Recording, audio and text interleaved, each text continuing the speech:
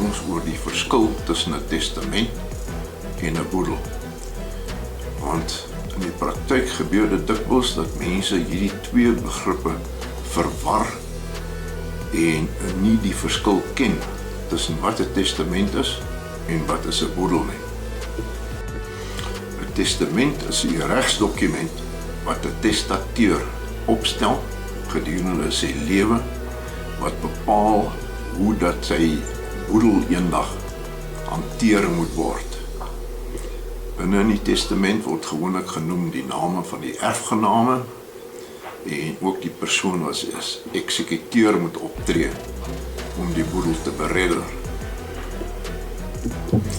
Die boedel is die bates en die laste van die oorledene wat hy nalaat na hy te sterwe kom.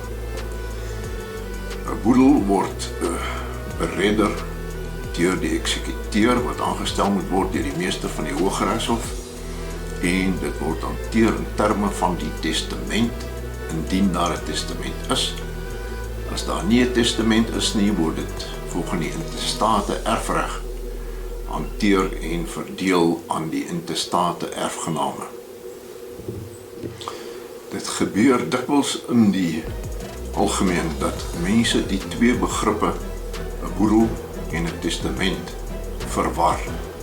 En dit gebeur omdat hulle nie die regskennis het om te weet wat die verskil tussen hierdie twee begrippe is nie. Dit gebeur dikwels dat mense na my toe kom, kliënte, en kom vra dat ek 'n testament moet opstel en dan gebruik hulle die taal en sê hulle kom hulle boedel opstel. Wat foutief is. Die testament is net die dokument wat die hantering van die boedel wat later ontstaan bepaal. Die onderskeid tussen 'n testament en 'n boedel is baie belangrik, want 'n testament is 'n dokument wat 'n persoon opstel terwyl hy nog lewe, wat bepaal hoe sy boedel eendag, wanneer hy te sterwe gekom het, hanteer moet word. Die testament wat die persoon opstel, tree eers in werking, of kry eers regskrag wanneer die testateur oorlede is. Mense verkeer dikwels onder die indruk dat slegs volwassenes 'n boedel het, en dat kinders nie 'n boedel kan hê nie. Dit is nie reg nie.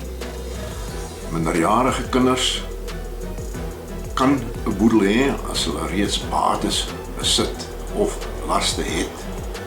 So 'n boedel moet ook beredder word en gewoonlik het so 'n kind nie 'n testament nie, want hulle voldoen nie aan die vereistes om 'n geldige testament te kan opstel nie.